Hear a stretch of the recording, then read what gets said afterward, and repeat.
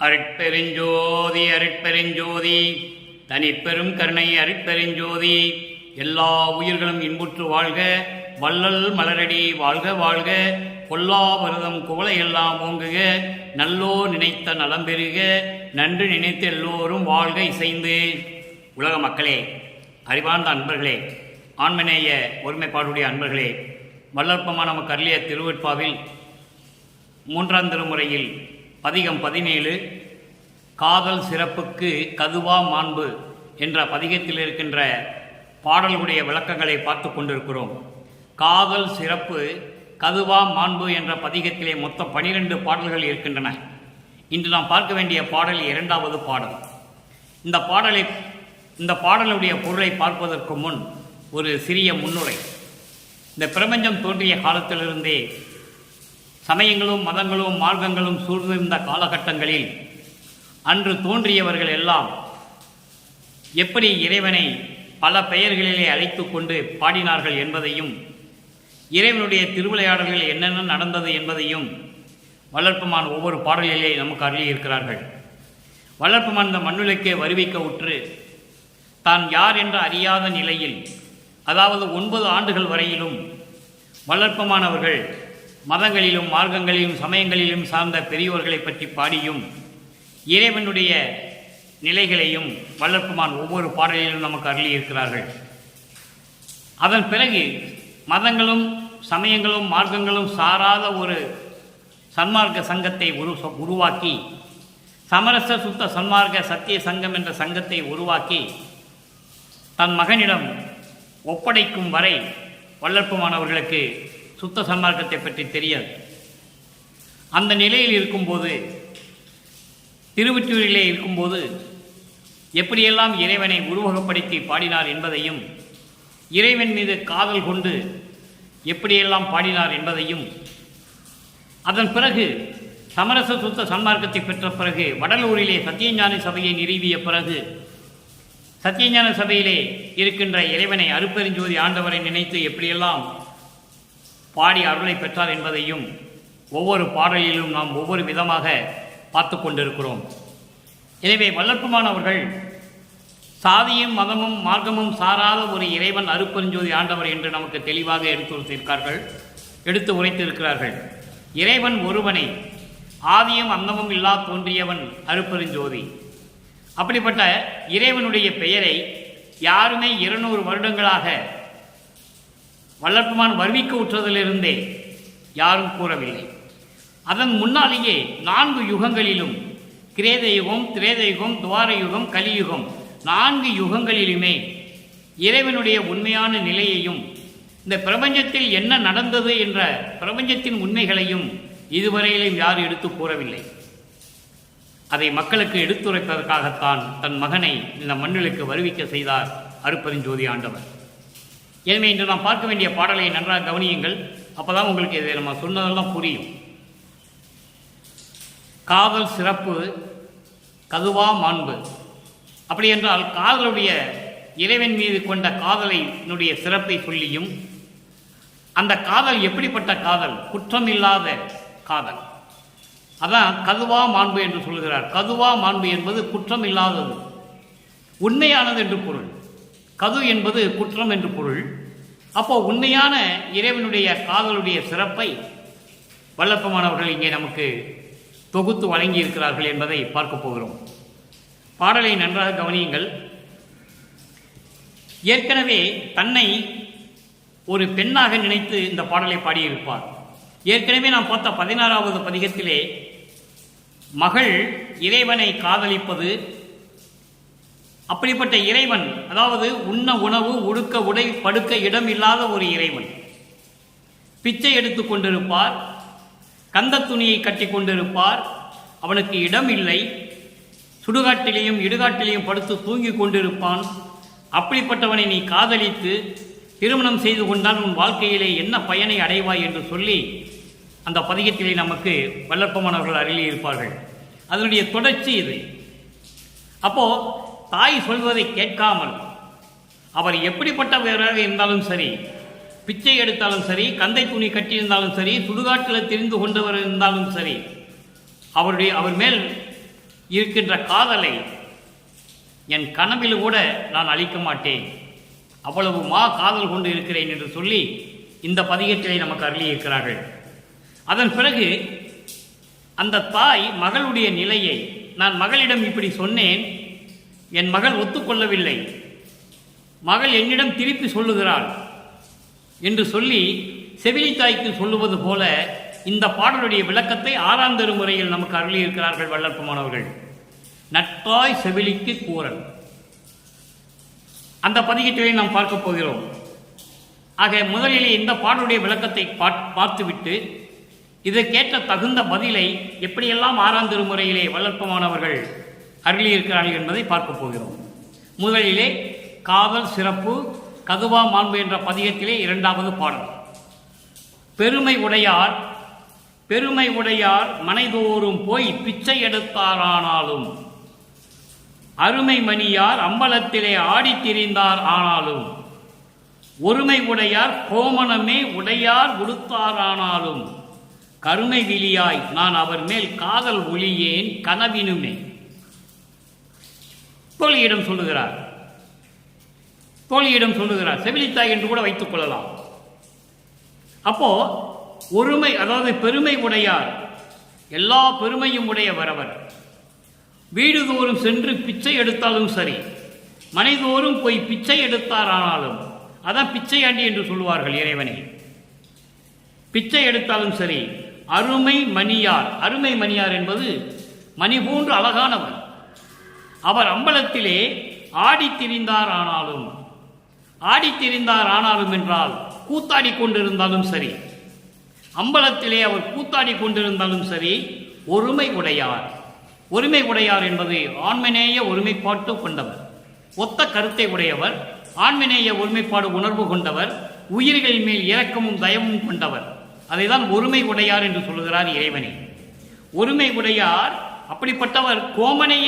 கோமணமே உடையார் விடுத்தார் ஆனாலும், கோமணமே உடையாய் உடுத்தார் ஆனாலும், அவர் கோமணத்தை கட்டி கொண்டிருந்தாலும் சரி, கருமை விழியாய் கருமை நிறம் கொண்ட அழகான கண்ணுடைய என் பெண்ணே, அவர் மேல் காதல் ஒளியேன் கனவினுமே என்று சொல்லுகிறார். கனவுல கூட அந்த காதலை நான் விட்டுக் கொடுக்க மாட்டேன் என்று சொல்லுகிறார். இப்போ இதனுடைய பாடலுடைய பொருளை பாருங்க. அதன் பின் 6ஆம் திருமுறையிலே எப்படி பதில் சொல்லுகிறார். சமரச சுத்த சன்மார்க்கத்தை பெற்ற பிறகு சமயங்களும் மதங்களும் மார்க்கங்களும் சாராத நிலையில் என்ன சொல்லுகிறார் என்பதை பார்க்க போகிறோம். முதலிலே இந்த பாடலுடைய பொருளை பார்ப்போம். எல்லா பெருமையும் உடையவர் இறைவன். அப்படிப்பட்டவர் வீடுதோறும் தெருவில் சென்று பிச்சை எடுத்தாலும் சரி, அருமையான ஒப்பற்ற மணி போன்று அழகாக உடையவர், அம்பலத்திலே கூத்தாடி கொண்டிருந்தாலும் சரி. அப்போ அங்கே நல்லா பாருங்க, இறைவனை சொல்லுகிறார், இறைவனை உருவகப்படுத்துகிறார், இறைவனுடைய நடனத்தை சொல்லுகிறார், அவர் அழகானவர் என்று சொல்லுகிறார், இறைவனுடைய நிலையை தெளிவாக சொல்லுகிறார்.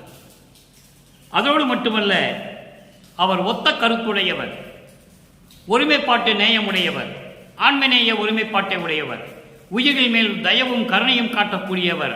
அப்படிப்பட்டவர் கோமணத்தை ஆடையாக அணிந்திருந்தாலும் சரி, திருவள்ளித்தாயத்திலே போய் சொல்லுவார், கந்த துணி கட்டி கொண்டிருக்கிறாயே, நீயும் எனக்கு ஒரு கந்த துணியை கொடு, நானும் கட்டி கொண்டு இருக்கிறேன், தந்தையும் மகனும் கோமணம் கட்டி கொண்டிருக்கிறார்கள், இந்த உலகம் பேசட்டும் என்று சொல்லுவார். அற்புதமாக இருக்கும்.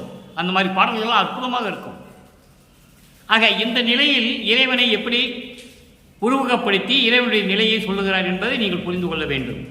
அப்படிப்பட்ட இறைவனை நான் கனவில் கூட மறக்க மாட்டேன். அவனுடைய காதலை, கருமை விழியாய் அழகான பெண்ணே, நான் சொல்லுவதை கேள், என் கனவில் கூட அவருடைய காதலை நான் விட்டு கொடுக்க மாட்டேன் என்று சொல்லி இந்த பாடலை நமக்கு அருளியிருக்கிறார்கள் நமது இறைவன் வல்லற்பமானவர்கள். பாடலுடைய மைய கருத்து என்ன? பெண்ணை உருவகப்படுத்தி சொல்லுகிறார். இவரை ஒரு பெண்ணாகவும் இன்னொரு பெண்ணிடம் சொல்லுவதாகவும் இதை நமக்கு அருளியிருக்கிறார்கள். அவ்வளவுதான். இதில் பெரிய குழப்பமெல்லாம் ஒன்றுமில்லை. இறைவன் எப்படிப்பட்ட இறைவன்? அவன் வீடுதோறு சென்று பிச்சை எடுத்தவர். சுந்தரனுக்காக கூட பிச்சை எடுத்திருக்கிறார். அன்பர் பொதிசோரர் இளப்புரல், அதாவது அன்பர் பொதிசோரர் இருந்த கச்சூர் மனைதோறும் இறக்க நடை கொள்ளும் பதம் என்று சொல்லுவார். சுந்தரன் பசி எடுக்கிறது, நான் போய் பிச்சை எடுக்க மாட்டேன் என்று சொல்லும்போது இறைவன் சுந்தரனுக்காக தெருவிலே சென்று பிச்சை எடுத்து வருகிறார். அதை இங்கே சொல்லுகிறார். அவர் பிச்சை எடுத்தாலும் சரி, வீடுதோறும் போய் பிச்சை எடுத்தாலும் சரி, அப்படிப்பட்ட அழகானவர் அம்பலத்திலே கூத்தாடி கொண்டிருந்தாலும் சரி, அவனை கூத்தாடி என்று சொல்லுவார்கள். இருந்தாலும் பரவாயில்லை. ஆண்மநேய ஒருமைப்பாட்டுடைய இறைவன் கோமணம் கட்டிக்கொண்டு, கோமணத்தையே உடையாக கட்டி கொண்டிருந்தாலும் சரி, அவர் மீது இருக்க காதலை நான் ஒழிக்க மாட்டேன், காதலை நான் மறக்க மாட்டேன். கருமை விழியாய், அழகான கருமையான விழிகளை கொண்ட பெண்ணே, நான் சொல்லுவதை கேள். இதை ஏன் சொல்லுகிறேன் என்றால், இவள் போய் அவர் தாயிடம் சொல்லுவாள். அது 6ஆம் திருமுறையிலே வரும். சமரச சுத்த சன்மார்க்கத்தை பெற்ற பிறகு சமயங்களும் மதங்களும் மார்க்கங்களும் சாராத நிலையில் இருக்கும் போது இவர் இந்த பெண்ணிடம் சொல்லுவதை அந்த பெண் தாயிடம் போய் சொல்லுவாள். அதை நாம் பார்க்க போகிறோம். அதுக்கப்புறம் அந்த தாய், நான் என் மகளை கேட்டேன், மகள் இப்படியெல்லாம் சொல்லுகிறார் என்று செவிலித்தாயிடம் சொல்லுவாள். நற்றாய் செவிலிக்கு கூறல். 6ஆம் திருமுறை 79வது பதிகம். நற்றாய் செவிலிக்கு கூறல். தன் மகள் இப்படியெல்லாம் சொல்லுகிறாள் என்று இவள் போய் சொல்ல, தாயிடம் சொல்ல, தாய் திருப்பி அந்த செவிலி தாய்க்கு சொல்லுகிறாள். நல்ல கவனிங்க. 2வது பாடல், காதல் சிறப்பு கதுவா மாண்பு என்ற பதிகத்தினுடைய 2வது பாடலுக்கு இங்கே 2வது பாடல் பொருள். தனிப்பெரும் பதியே என் பதியாக தவம் எது புரிந்ததோ என்றால், நான் என்ன தவம் செய்தேனோ தனிப்பெரும்பதியே. தனிப்பெரும்பதியே என்பது சமரச சுத்த சன்மார்க்க சத்திய சங்கத்தினுடைய தலைவனாகிய அருட்பெருஞ்சோதி ஆண்டவரை நான் அடைவதற்கு பதியே, என் பதியாக, நான் அந்த ஆண்டவரை அடையும்படியாக, அந்த ஆண்டவனை கணவனாக ஏற்றுக்கொள்ளும்படியாக நான் என்ன தவம் செய்தேனோ எனக்கு தெரியவில்லை. எவ்வளவு அற்புதம் சொல்றார் பாருங்க. செவிலித்தாய் இவர் சொன்னதை 2ஆம் திருமுறையிலே ஒரு பெண்ணிடம் சொன்னதை அவள் தாயிடம் போய் சொல்லுகிறாள். தாய் செவிலித்தாய்க்கு சொல்லுகிறாள், நான் ஏற்கனவே என் மகளிடம் கேட்டேன், மகள் இப்படியெல்லாம் சொல்லுகிறாள் என்று சொல்லுகிறாள். தனிப்பெரும்பதியே என் பதியாக தவம் எது புரிந்ததோ என்றால், அனித்த நீத்து எனைத்தான் அன்பினால் அனைத்தான் அதிசயம் அதிசயம் என்றால், அனித்த நீத்து என்பது எல்லா துன்பங்களையும் நீக்கி, எல்லா துயரங்களையும் நீக்கி, எல்லா பயங்களையும் நீக்கி, அச்சத்தை நீக்கி, அன்பினால் என்னை அணைத்து எனக்கு அருள் செய்தான், அது அதிசயம் அதிசயம் என்றால், மகள் சொல்லுகிறாளாம் தாய்கிட்ட, தாய் செவிலிக்கு தாய் சொல்லுகிறாள். அற்புதமாக இருக்கும்.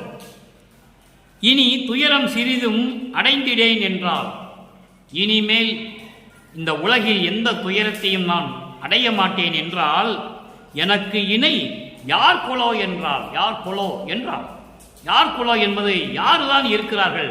யாரும் இல்லை. எனக்கு இணை யாரும் இல்லை, எனக்கு நிகர் யாரும் இல்லை, நான் தான். எனக்கு இணை யார் கொலோ என்றால், இனிமே எனக்கு நிகர் யாருமே இல்லை இந்த உலகத்திலே என்று சொல்லுகிறாள். சனி பிறப்பு அறுத்தேன், நல்ல கவனிங்க, சனி பிறப்பு அறுத்தேன் என்று உள்ளே களிப்பு ததும்பினால் நான் பெற்ற கனியே. தன் பெண்ணை கனி என்று சொல்லுகிறாள். சனிப்பிறப்பு அறுத்தேன். சனிப்பிறப்பு என்பது இந்த பிறவி துன்பம், பாவ பிறவி துன்பம். அந்த துன்பத்தை நான் அறுத்தேன் என்று உள்ளத்திலே களிப்போடு சொல்லிக் கொண்டிருக்கிறாள். நான் பெற்ற கனியே, நான் பெற்ற மகள் இப்படி சொல்லுகிறாள் என்று சொல்லி செவிலித்தாயிடம் சொல்லுகிறாள். 2ஆம் திருமுறையிலே செவிலித்தாயிடம் சொல்லுகிறாள், மகள் சொல்லுகிறாள், நான் கனவில் கூட அவனுடைய காதலை நான் விட்டுக் கொடுக்க மாட்டேன் என்று சொல்லும்போது செவிலித்தாய் தாயிடம் வந்து சொல்லுகிறாள், உன் மகள் இப்படி சொல்லுகிறாள் என்று சொல்லுகிறாள். அதற்கு விடை 6ஆம் திருமுறையிலே இருக்கிறது. தாய் சொல்லுகிறாள், நானும் என் மகளிடம் கேட்டேன், நீ சொன்னதை நானும் கேட்டேன், அவள் இப்படி சொல்லுகிறாள் என்று சொல்லி இந்த பாடலை நமக்கு அருளியிருக்கிறார்கள். அப்போ இறைவனிடம் பெற்றதை உலக மக்களுக்கு தெரியப்படுத்துகிறார். அதுதான் இந்த பாடலுடைய மைய கருத்து. தான் இறைவனிடம் பெற்றதை உலக மக்களுக்கு தெரியப்படுத்துகிறார். சமயங்களும் மதங்களும் மார்க்கங்களும் சாராத ஒரு சமரச சுத்த சன்மார்க்க சத்திய சங்கத்தை என் தந்தையிடம் பெற்ற பிறகு தனிப்பெரும்பதியே என் பதியாக தமம் யாது புரிந்ததோ என்றால். இவ்வளவு அற்புதம் பாருங்க. இப்படிப்பட்ட நிலையில் இருந்து வள்ளற்பெருமான் இந்த பாடலை நமக்கு அருளி இருக்கிறார்கள். சரி, இப்போ இதெல்லாம் சொல்லியாச்சு. என்னென்ன வரத்தை பெற்றார் மக்களுக்கு சொல்லியாக வேண்டும், அது நமது கடமை. பாடலுக்கு விளக்கம் சொல்வது மட்டும் என்றால் 20 நிமிடத்தில் சொல்லிவிடலாம். ஆனால் அது நமது கடமை அல்ல. ஏற்கனவே 200 ஆண்டுகளாக வள்ளற்பெருமானுடைய அருள் நிலையை யாரும் மக்களிடம் சொன்னதில்லை. திருவருட்பாவை பற்றி யாரும் பேசியதே இல்லை. முடிந்தால் ஆங்காங்க 2 அகவல் பாடல், ஏதாவது 2-3 பாடலை பாடிட்டு விளக்கம் சொல்லிட்டு அப்படியே போயிடுவாங்க. அது நமது நோக்கமல்ல. இறைவனுடைய வள்ளற்பெருமானுடைய அருள் நிலையை, அருட்பெருஞ்சோதி ஆண்டவர் தன் மகனுக்கு எப்படியெல்லாம் அருளை கொடுத்தார் என்பதை உலக மக்களுக்கு தெரியப்படுத்த வேண்டுவது நமது கடமையாகும் என்பதை இங்கே நான் சுட்டிக்காட்ட விரும்புகின்றேன். அருட்பெருஞ்சோதி அடைவு 89வது பதிகம் 6ஆம் திருமுறை 2வது பாடல். இறைவன் மீது எப்படி காதல் கொண்டிருந்தார் என்பதை, இறைவன் மீது எப்படி காதல் கொண்டிருந்தால் இதெல்லாம் பெற முடியும் என்பதை வள்ளற்பெருமான் உலக மக்களுக்கு தெரியப்படுத்துகிறார். ஆர்க்கின்ற தெள் அமுதின் சுவை என் என்று அறைவன் அந்தோ. நல்ல கவனிங்க. ஆர்க்கின்ற தெள் அமுதின் சுவை என் என்று அறைவன் அந்தோ. பரிபூரணமாக இருக்கின்ற இறைவனுடைய தெளிவான அமுதத்தை, அதனுடைய சுவை என்னவென்று நான் சொல்லுகிறேன். அந்தோ, நான் சொல்லுவேன். இறைவனுடைய தெள் அமுதம், அந்த ஆர் அமுதம் பரிபூரணமாக அதனுடைய சுவை எப்படி இருக்கிறது என்று நான் சொல்லுவேன். ஐயோ, ஐயோ என்றால் அதிசயமாக சொல்லுவது. அந்தோ சார்கின்ற சிற்றம்பல பெரும் சீரினை சாற்றும் தோறும். சாருகின்ற என்றால் சிற்றம்பலத்தில் பொருந்திய, சிற்றம்பலத்தில் இருக்கின்ற அந்த இறைவனுடைய புகழை சொல்லும் போதெல்லாம், அந்த இறைவனுடைய புகழை சொல்லும் போதெல்லாம், இறைவனுடைய அருளின் சிறப்பை சொல்லும் போதெல்லாம், அருள் செல்வத்தை சொல்லும் போதெல்லாம் சேர்கின்ற நாவுடன் உள்ளமும் ஆவியும் தித்தித்தலே நேர்கின்றதனால். எவ்வளவு அற்புதம் பாருங்க.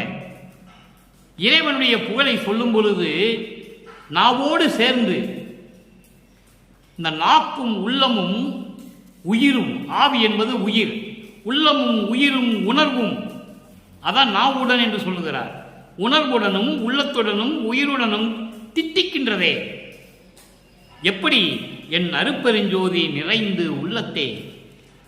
அருட்பெருஞ்சோதி என் உள்ளத்தில் பரிபூர்ணமாக நிறைந்திருப்பதால் இதெல்லாம் என்னால் சொல்ல முடியும். இறைவனுடைய அருள் அமுதனுடைய சுவை எப்படி இருக்கிறது என்று என்னால் சொல்ல முடியும். ஐயோ, அது பெரிய அதிசயம். எப்படி? சிற்றம்பலத்திலே பொருந்திய அவருடைய புகழை பெரும் சீர் என்று சொல்கிறார். அருள் புகழை சொல்லும் தோறும் நாவுடன் உணர்வுடன் உள்ளமும் உயிரும் தித்திக்கதென்றால் எப்படி? நான் அருட்பெருஞ்சோதியின் உள்ளகத்திலே இருப்பதனால் என்னால் சொல்ல முடியும் என்று சொல்லுகிறார். அடுத்து பாருங்க, 84வது பதிகம் உத்தரஞான சிதம்பர மாலை. நாம் பார்த்த பாடல் இன்று காதல் சிறப்பு கதுவா மாண்பு என்ற பாடலினுடைய 2வது பாடலை சொல்லும்போது அந்த இறைவனை திருவொற்றியூரில் இருக்கின்றான் என்று சொல்லுவார். அதன் பிறகு சமரச சுத்த சன்மார்க்கத்தை பெற்ற பிறகு இறைவன் எங்க இருக்கிறார்? வடலூர் சத்தியஞான சபையிலே. அதான் உத்தரஞான சிதம்பர மாலை என்று சொல்லுகிறார்.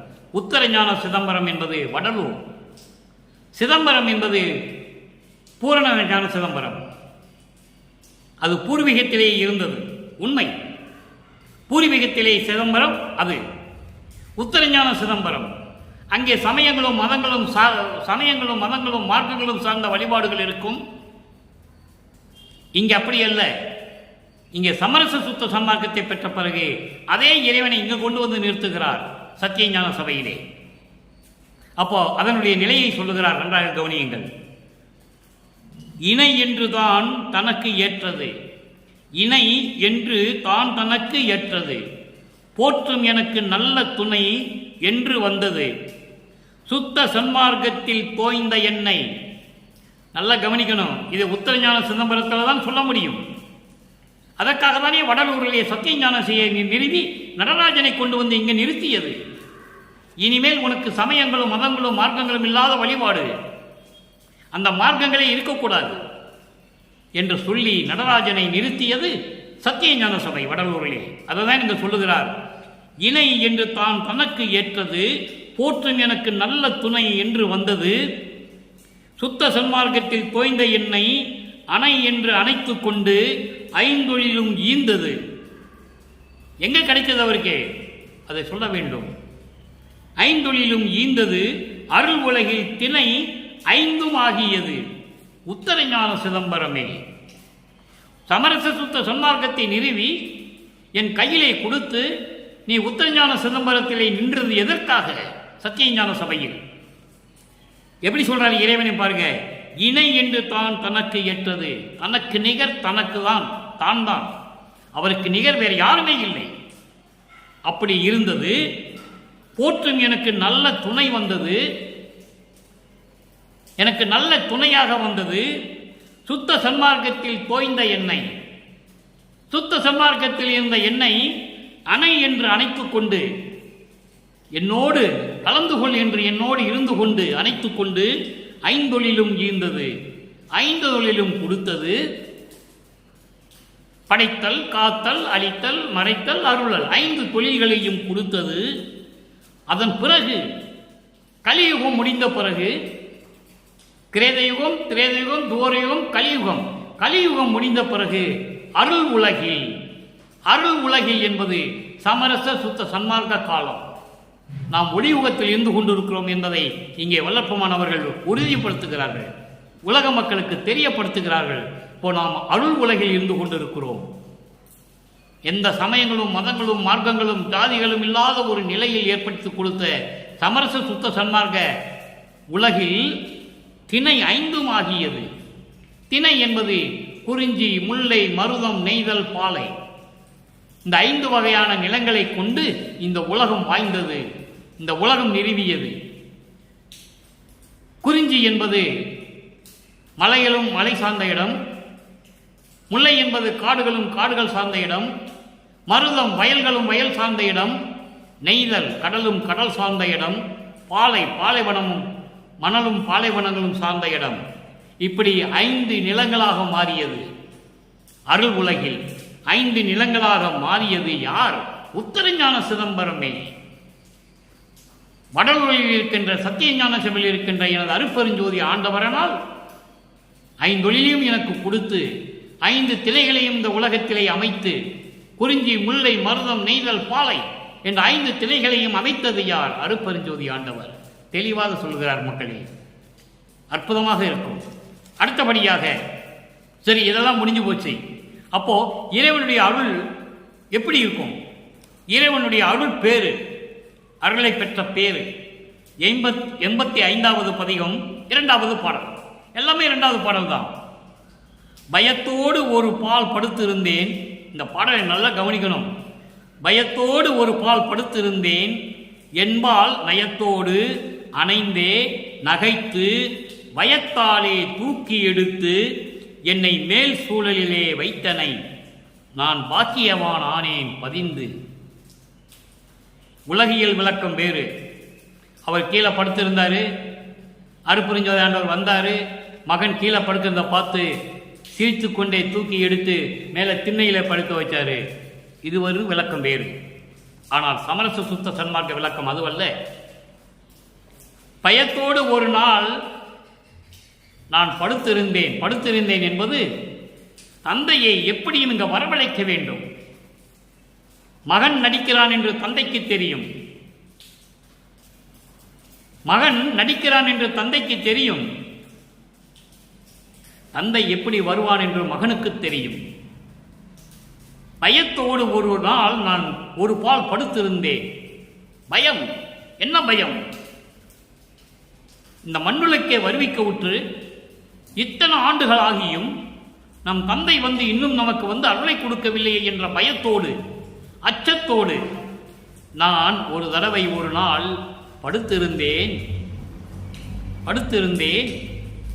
என்பால் நயத்தோடு அணைந்து என்னிடம் விரும்பி, எவ்வளோ அழகாக சொல்கிற பாருங்க, ஆனந்தத்தோடு அணைந்து என்னை கட்டி எடுத்து நகைத்து சிரிப்போடு நம்மகிட்டேயே நம்ம மகன் நடிக்கிறான் என்று சொல்லி நகைத்து, இருந்தாலும் பரவாயில்லை. ஏனால் எவ்வளவு துன்பப்பட்டான் நமது மகன் இந்த மண்ணுலகை வருவிக்க செய்யும் போது எவ்வளவு துன்பப்பட்டான். அதனால் நகைத்து சிரித்து கொண்டே, மகனிடம் சிரித்து கொண்டே அன்பினாலே தூக்கி எடுத்து, அதாவது கீழே படுத்திருந்தவனை தூக்கி எடுத்து மேல் சூழலிலே வைத்தனை. மேல் சூழல்னா திண்ணையிலே. அதுக்கு என்ன பொருள்னா, கீழ்நிலையில் இருந்த என்னை அன்போடு வந்து என்னை அணைத்து நகைத்து தூக்கி எடுத்து முத்தமிட்டு கொஞ்சி மேல் சூழலில் வைத்தனையே, மேல் நிலையில் நீ என்னை வைத்து விட்டாய், நான் பாக்கியமானானேன். அதான் பொருள். படுத்திருந்தாரு, தூக்கி எடுத்து திண்ணையில் வச்சாரு என்றாலும் அது விளக்கம் வேறு. இதனுடைய விளக்கம் என்னவென்றால், எப்படியாவது என்று தந்தையை வரவழைக்க வேண்டும் என்று நினைத்து மகன் ஒரு நாடகம் ஆடுகிறார். மகன் நாடகம் ஆடுகிறார் என்று தந்தைக்கு தெரியும். மகனிடம் வருகிறார். ஏனென்றால் நம்மளால் இந்த மகன் மண்ணுலகிலே எவ்வளவு துன்பம் அடைந்தான் என்று மகனை நினைத்து விரும்பி சிரித்து கொண்டே வந்து மகனை தூக்கி எடுத்து கொஞ்சி குலாவி மேல்நிலையில் வைக்கின்றார். நான் பாக்கியமானேன் பதிந்து. எவ்வளவு அருமையா சொல்றார் பாருங்க. இதையெல்லாம் யாருக்கு கிடைக்கும்? எனக்கு தான் உண்டு. இந்த பிரபஞ்சத்திலே எனக்கு மட்டும்தான் இந்த நிலையை எனக்கு தந்தை கொடுத்தார் என்று சொல்லுகிறார். அடுத்து பாருங்க, 87வது பதியம் கைமாறின்மை 2வது பாடல். இவ்வளவு அருளையும் பெற்றுக்கொண்டார். அப்போ தந்தைக்கு ஏதாவது கைமாறு செய்யணுமே, அதை எப்படி சொல்லுகிறார் என்பதை நீங்கள் கவனிக்க வேண்டும். கடுத்த மனத்தை அடக்கி ஒரு கணமும் இருக்க மாட்டாதே படுத்த சிறியேன் குற்றமெல்லாம் பொறுத்து என் அறிவை பல நாளும் தடுத்த தடையை தவிர்த்து என்றும் சாகா நலம் செய் தனி அமுதம் கொடுத்த குருவே நிந்தனக்கு கைமாறு ஏது கொடுப்பேனே. இது பாடல். கடுத்த மனத்தை அடக்கி ஒரு கணமும் இருக்க மாட்டாதே படுத்த, ஒரு நிமிஷம் கூட சும்மா இருக்க முடியாமல் என்னை துன்புறுத்திக் கொண்டிருந்த சினத்தோடு இருந்த எனது மனத்தை, கடுத்த மனம் என்பது சினம் கொண்ட மனம், கோபம். மனதிலே கோபத்தை அடக்கி எப்படி அடக்குகிறார்? ஒரு நிமிடம் கூட இருக்க முடியாமல் என்னை துன்புறுத்திக் கொண்டிருந்த அந்த சினத்தை அடக்கி, எவ்வளவு அற்புதமா சொல்றார் பாருங்க. ஒரு நிமிஷம் கூட நான் சும்மா இருக்க மாட்டேன் என்று சொல்லி என்னை துன்புறுத்திக் கொண்டிருந்த அந்த கோபத்தை, மனத்தில் இருக்கின்ற கோபத்தை அடக்கி சிறியனுடைய குற்றமெல்லாம் மன்னித்து, அதான் பொறுத்து என்று சொல்லுகிறார்.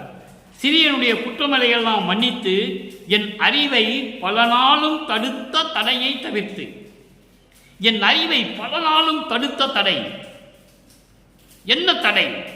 சமயங்களும் மதங்களும் மார்க்கங்களும் என்னை பல நாட்கள் பல ஆண்டுகள் தடுத்த தடையை தவிர்த்து நீக்கி என்றும் சாகா நலம் செய் தனி அமுதம் கொடுத்த குருவே, நான் மரணமில்லா பெருவாழ்வில் இருக்கக்கூடிய அந்த நிலையை எனக்கு கொடுத்த குருவே, அமுதம் அளித்து எனக்கு கொடுத்த குருவே, உனக்கு நான் கைமாறு ஏது கொடுப்பேனே? நான் என்ன கைமாறு செய்ய போகிறேன்? இந்த தடுத்த தடையை என்பது கொடிப்பாட்டிலே சொல்லுவார். வெறிக்கும் சமய புலியில் விளைந்தேன், தன்னை விழாத வகை மறித்து ஒரு பேரறிவு அளித்த வள்ளல் கொடி என்று சொல்லுவார். அதைத்தான் இங்க சொல்லுகிறார், அறிவை பல நாளும் தடுத்த தடையை. எங்க இருக்கிற பாடலுக்கு எப்படியெல்லாம் பொருள் சொல்வார் தெரியுமா? அற்புதமாக இருக்கும் நண்பர்களே. அவ்வளவு அருள் வல்லமை படைத்தவர் வளர்ப்புமானவர்கள், இறைநிலையில் இருக்கின்றவர். அதை நீங்கள் புரிந்து கொள்ள வேண்டும். அப்படி பல நாட்கள் என் அறிவை பல நாளும் தடுத்த தடையை நீக்கி, இந்த சமயங்களும் மதங்களும் மார்க்கங்களும் என்ற தடையை எனக்கு நீக்கி என்றும் சாதாவரமும் கொடுத்த தனி அமுதம் கொடுத்த குருவே. ஆக சமரச சுத்த சன்மார்க்க சத்திய சங்கத்தில் தான் மரணமில்லா பெருவாழ்வை பெற முடியும் என்பதை வல்லப்பமா இங்கே தெளிவாக குறிப்பிட்டுவதை நான் இங்கே பதிவு செய்ய கடமைப்பட்டிருக்கிறேன். அப்போ சமயங்களிலும் மதங்களிலும் மார்க்கங்களிலும் இருந்தால் ஒரு நிலைதான் கிடைக்கும். ஜீவ சமாதி கிடைக்கலாம், கர்ம சித்தியும் யோக சித்திகளும் கிடைக்கலாம், ஞான சித்தி கிடைக்காது. அதை வல்லப்பெருமான் திருவந்தியார் பதிகத்திலே தெளிவாக சொல்லுவார். 64வது பதிகம் திருவந்தியார் 10வது பாடல் கடைசி பாடலில் சொல்லுவார், முத்தியை பெற்றேன், அம்முத்தியினால் ஞான சித்தியை உற்றேன் என்று சொல்லுவார். முத்தி என்பது ஒரு நிலை, அதுக்கப்புறம் ஒரு நிலை இருக்கிறது, அதுதான் ஞான சித்தி, அதுதான் ஞானத்தில் ஞானம், அதுதான் 16வது நிலை, அதுதான் கடவுள் நிலை அறிந்து அம்மையமாத நிலை. அவனுக்கு தான் சாவு இல்லை, மரணம் இல்லை. சித்தனானேன் என்று உந்திப்பற என்று சொல்லுவார், நான் கடவுளாகிவிட்டேன் என்று சொல்லுவார். உந்தி என்பது நான் ஏற்கனவே நிறைய விளக்கங்கள் கொடுத்திருக்கிறேன், நிறைய தடவை கொடுத்திருக்கிறேன், இருந்தாலும் இன்று ஒரு தடவை சொல்லுகிறேன். காற்றில் உந்துகின்ற சக்தி. ஒரு பொருளை, ஒரு பேப்பரோ ஒரு எளிமையான காற்றில் பறக்கக்கூடிய ஒரு பொருளை மேலே தூக்கி போட்டால் அது பறந்து செல்லும். அப்போ காற்றுக்கு உந்துகிற சக்தி இருக்கிறது. அதனிடம் சொல்லுகிறார், பற என்பது போய் சொல்லு என்று பொருள். பிரபஞ்சத்தில் நீ போய் சொல்லு, நான் கடவுள் ஆயிட்டேன்னு போய் சொல்லுன்ற. ஏனென்றால் அவன் மண்ணிலே வருவிக்க உற்று 51 ஆண்டுகள் தோன்றும் துணையாக இருந்த காலகட்டத்தில் கூட கூட இருந்த மாணாக்கர்கள், கூட இருந்தவர்கள் யாருமே அவரை பற்றி அறிந்து கொள்ள முடியவில்லை, நம்பவில்லை. இவர் கடவுள் என்பதை நம்பவில்லை. அதனால்தான் வேலாயுதம் ஐயா வேலாயுதம் அவர்கள் யோகி என்று சொன்னார். கந்தசாமி ஐயா கந்தசாமி அவர்கள் ஞானி என்று சொன்னார். உத்தமர் என்று சொன்னார்கள், சத்குரு என்று சொன்னார்கள், தமிழ் துறவி என்று சொன்னார்கள், பாடலாசிரியர் என்று சொன்னார்கள், சீர்திருத்தவாதி என்று சொன்னார்கள், பகுத்தறிவாதி என்று சொன்னார்கள். மனிதனாகவே சித்தரித்தார்கள் அவரை 200 ஆண்டுகளாக. அப்படி அல்ல, அவர் இறை வழியோடு, இறைநிலையோடு இறைவனாகவே வருவிக்க உற்றவர், இறைவனால் இறைவனாக வருவிக்க உற்றவர் என்பதை இங்கே நான் பதிவு செய்ய கடமைப்பட்டிருக்கிறேன். அப்படிப்பட்ட நிலையில் சொல்லுவார். ஏன் அகவலில் கூட சொல்லுவார், முத்து என்பது நிலை முந்துரு சாதனம், அத்தகைய என்ற அருட்பெருஞ்சோதி என்று சொல்லுவார். முத்து என்பது ஒரு சாதனம் தான். அதுக்கப்புறம் நிறைய இருக்கு. முந்து உரு சாதனம், 300 சாதனம் இல்லை. நிறைய பேர் அதை தவறாகவே படித்துக் கொண்டிருப்பார்கள். முந்து உரு சாதனம். இதுக்கு முன்னாலே போவதற்கு, இதுக்கு அடுத்தபடியாக போவதற்கு ஒரு சாதனம் இருக்கிறது. அதை முத்தி பெற்றால்தான் அந்த சித்தியை பெற முடியும். சித்தி என்பது நிலை சேர்ந்த அனுபவம் என்று சொல்லுவார். அடுத்த வரியிலே சொல்லுவார், சித்தி என்பது நிலை சேர்ந்த அனுபவம். நிலை சேர்ந்த அனுபவம் என்பது கடவுள் நிலையோடு சேர்ந்த அனுபவம். அதுதான் சித்தி, அதுதான் சித்தனானேன் என்று உந்திப்பற என்று சொல்லுவார். அடுத்தபடியாக பாருங்க, உற்றது உரைத்தல். இறைவனிடம் பெற்றதை உலக மக்களுக்கு சொல்லுகிறார். 2வது பாடல். அன்பர்களே, இன்று நாம் பார்த்த 3ஆம் திருமுறையிலே 17வது பதியத்தில் இருந்த 2வது பாடலுக்கு இவ்வளவு விளக்கங்கள் இருக்கின்றன. உற்றது உரைத்தல். அருளும் பொருளும் ஞான் பெறவே அடுத்த தருணம் இது என்றே தெருளும்படி நின் அருள் உணர்த்தி தெரிந்தேன், துன்ப திகைப்பு ஒளிந்தேன், மருளும் மனம்தான் என்னுடைய வசத்தை நின்று வயங்கியதால் இருளும் தொலைந்தது, இனி சிறிதும் இழைக்க மாட்டேன் என கருளே. அருளும் பொருளும் நான் பெறுவதற்காக அடுத்த தருணம் இதுதான் சமயம் என்று சமரச சுத்த சன்மார்க்கத்துடைய அறிவை எனக்கு விளக்கி அந்த அருள் பக்குவம் எனக்கு கிடைக்கும்படி நின் அருள் உணர்த்த தெரிந்தேன். நீ எனக்கு அருளை கொடுத்ததனால், அருளை கொடுத்து உணர்த்தியதனால் நான் தெரிந்து கொண்டேன். துன்ப திகைப்பு ஒழித்தேன், துன்பத்தினுடைய திகைப்புகள்லாம் நான் ஒழித்து விட்டேன். மருளும் மனம்தான். மருளும் மனம் என்பது மயக்கங்களை கொண்ட மனம், ஆசைகளை கொண்ட மனம், உலக விடயங்களை கொண்ட மனம், மண்ணாசை, பெண்ணாசை, பொன்னாசை என்ற மனங்களை கொண்டு என் மனம் நின்று விளங்கியதால் அதுவும் ஒழித்து விட்டேன். இருளும் தொலைந்தது, இருளும் தொலைந்து விட்டது. இருள் என்பது அறியாமை. இனி சிறிதும் இழைக்க மாட்டேன் என கருளே என்று சொல்லி இந்த பாடலை அருளி இருக்கிறார்கள். இறுதியாக ஒரே ஒரு விளக்கம். இறைவனை சமயங்களும் மதங்களும் மார்க்கங்கள் எல்லாம் எப்படி உருவகப்படுத்தின? சமரச சுத்த சன்மார்க்க காலம் வந்த பிறகு அந்த சமரச சுத்த சன்மார்க்கத்தை தன் மகனிடம் ஒப்படைத்த பிறகு மகன் எப்படி தன்னுடைய தந்தையினுடைய நிலையை சொல்லுகிறார்? பேரருள் வாய்மையை வியத்தல். 2வது பாடல். தற்ஜோதி என் உயிர் சத்திய ஜோதி, தனித்தலைமை சிற்ஜோதி, மன்று ஒளி தீபக ஜோதி, என் சித்தத்துள்ளே நற்ஜோதி, ஞான நல் நாடகச் ஜோதி, நலமுறிந்த பொற்ஜோதி, ஆனந்த பூரண ஜோதி எம் புண்ணியனே. இறைவன் எப்படி இருக்கிறாரா? தற்சோதி, சுயமாக விளங்கிய ஜோதி, ஆதியும் அந்தம் இல்லாமல் சுயமாக தோன்றிய ஜோதி, சத்திய ஜோதி, என் உயிர் சத்திய ஜோதி. அவர் தனித்தலைமை சிற்சோதி. தனித்தலைமை சொல்லிட்டாரா? சமரச சுத்த சன்மார்க்கம் சத்திய சங்கம் என்ற ஒரு தனி மார்க்கத்தை உருவாக்கி அதுக்கு தனி தலைவனாக விளங்கிக் கொண்டிருக்கின்ற சிற்சோதி. சிற்சோதி என்பது மெஞ்ஞான அறிவு ஜோதி. எல்லாருமே இந்த பிரபஞ்சத்தில் தோன்றிய கோடான கோடி தோன்றினார்கள், ஞான நிலை வரைக்கு சென்றார்கள். மெஞ்ஞானத்தை யாரும் அடையவில்லை. அதனால்தான் சிற்சோதி என்று சொல்கிறார். மெஞ்ஞான ஜோதி, மன்று ஒளி தீபக ஜோதி, சத்திய ஞான சபைக்குள்ளே ஒளிந்து கொண்டிருக்கின்ற அருப்பெருஞ்சோதி, தீபக ஜோதி, ஒளிர் தீபக ஜோதி, சத்திய ஞான சபையிலே விளங்கிக் கொண்டிருக்கின்ற அருட்பெருஞ்சோதி என் சித்தத்துள்ளே என் உள்ளத்திலே இருக்கின்ற நல்ல ஜோதி, ஞான நல் நாடக ஜோதி, ஞான நிலையில் இருந்து கொண்டு அருளடனம் செய்து கொண்டிருக்கின்ற அருட்பெருஞ்சோதி, நலம் புரிந்த பொற்சோதி, எனக்கு எல்லா நலன்களையும் கொடுத்த பொன் போன்று ஒளிந்து கொண்டிருக்கின்ற அருட்பெருஞ்சோதி, ஆனந்த பூரண ஜோதி, பரிபூரணமான பேரின்பத்தை தரக்கூடிய ஜோதி எம் புண்ணியனே. அப்படிப்பட்ட இறைவன் தான் என் இறைவன், என் தந்தை அருட்பெருஞ்சோதி என்று சொல்லி இந்த பாடலை நமக்கு கொடுத்து முடிக்கிறார்கள் வல்லற்பமானவர்கள். அது அன்பர்களே, இறைவனுடைய நிலையையும் இரண்டாம் திருமுறையிலே எப்படி இறைவனை பற்றி சொன்னார் என்பதையும், அதன் பிறகு தன்னை ஆண்டு கொண்ட பிறகு, தன்னுடைய மறைப்பு நீங்கிய பிறகு, தான் யார் என்று உணர்ந்த பிறகு இந்த சமயங்களும் மதங்களும் மார்க்கங்களும் தேவையில்லை என்று சொல்லி சமரச சுத்த சன்மார்க்கம் என்ற ஒரு தனி மார்க்கத்தை உருவாக்கி தன் மகனிடம் கொடுத்த பிறகு இறைவனுடைய திருவடிகளையும் அதனுடைய பெருமையையும் இறைவனுடைய அருளையும், எப்படி அந்த இறைவனிடம் அருளை பெற்றுக்கொண்டு இறைவனாக திகழ்ந்து கொண்டிருக்கிறார் என்பதையும் தெளிவாக பார்த்துவிட்டோம்.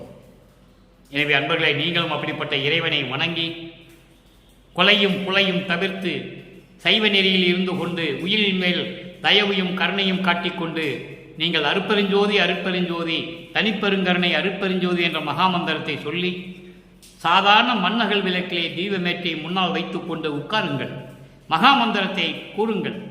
இறைவன் உங்களுக்கு கண்டிப்பாக எல்லா அருளையும் பொருளையும் நீங்கள் விரும்பியதெல்லாம் இறைவனிடம் வாங்கிக் கொள்ளலாம். அவ்வளவு வச்சிருக்காரு. கொடுக்க கொடுக்க குறையாதுன்னு சொல்றார் வல்லற்பமா. எடுக்க எடுக்க வந்துகிட்டே இருக்குமா.